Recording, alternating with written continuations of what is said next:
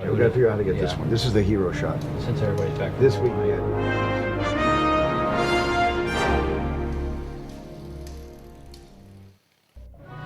The bullet, when the gun hits, the bullet ricochets, maybe hits this, goes right through, hits the metal, big spark, maybe goes right through her legs, hits the metal with a big spark, and then everybody just kind of ducks.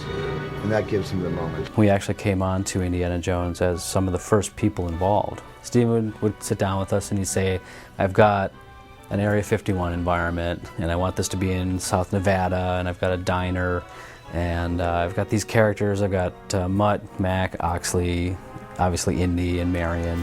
Here are the bad guys, here are the good guys.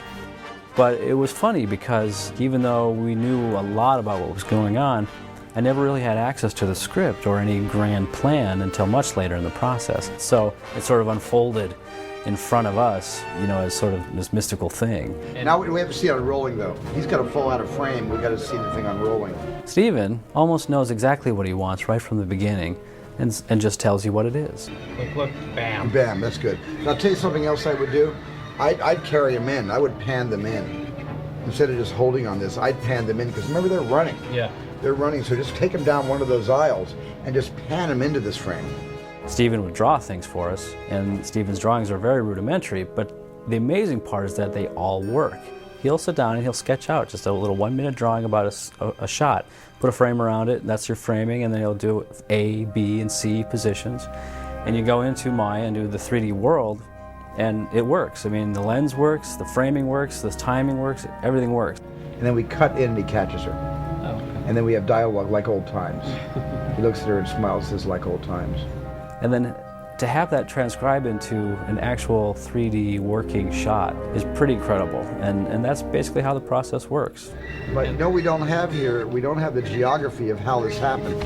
So just have him stand up and get ready to, time his jump. Steven is definitely the focal point for the entire production. And through him, not only is our work important for Steven to help him flesh out his ideas, but then that work gets distilled and brought into all the different departments that cascade down from him. And they have this foundation and this start from which to, begin the process. Well, I said to my cameraman, Janusz Kaminski, let's not move Indiana Jones into a 21st century techno thriller.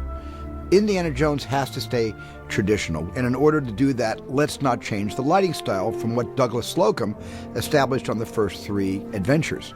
And he was on board for that. We sat down at the screening room here at Amblin and we watched the previous 3 movies, and it was just amazing ride to see not just how the story progresses, but how the technology advances and how certain things became new, but yet there's a consistency in all the 3 stories, which is basically the visual representation of the story. It's very glamorous, it's very warm, it's very kind of high-key, it's an action adventure, it's occasionally suspenseful and dark, but it's never too dark and it's never too bright. It's got this very specific Hollywood glossy look to the picture.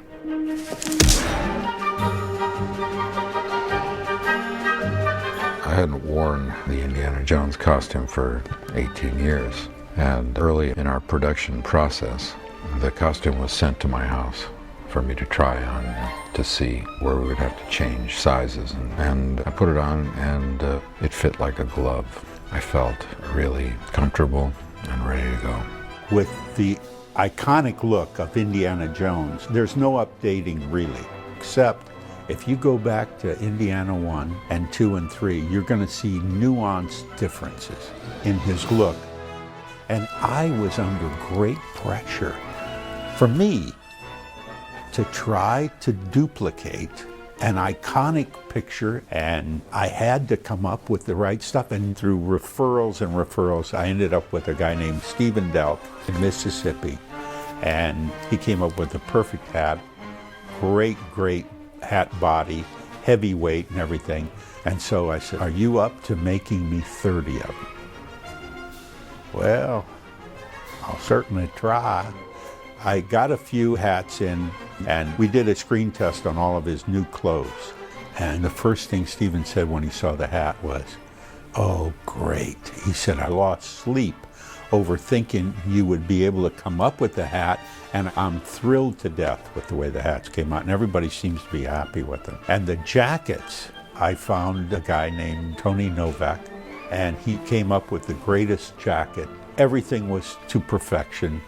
And again, one of the sweetest guys. I said, now, can you do 30 of them? Yeah, I can do whatever you want. He brought me samples, and we picked out a sample of what color we wanted, and we did a few extra oversized in case we had to have extra padding. And he did a wonderful, wonderful job. The hat is great. The whip is great. Harrison looks great in the hat with the jacket holding the whip. You could take a still from each of the 4 movies of him in the hat and the coat, the full shot. And I don't think he'd be able to figure out which one was which, because he looks just like he did in all the other movies. Isn't that great? Something like this is what we need to release first. Okay. We start releasing what Harrison looks like in the costume. Mutt enters Indiana Jones' life on a Harley Davidson, just like Marlon Brando in The Wild One. We even gave him a little bit of the Brando motorcycle hat. He comes out of a cloud of steam from a train about to leave the station. And I had no second choice for Mutt. When I saw Shia in Holes with my kids years ago, the Disney film, I actually said, he'd be great in an Indiana Jones movie. And DreamWorks put him in with DJ Caruso, the director of Disturbia, and later encouraged Michael Bay to use him in Transformers. I sent George Lucas dailies from Disturbia. George saw the dailies, loved Shia, and said, go ahead and cast him.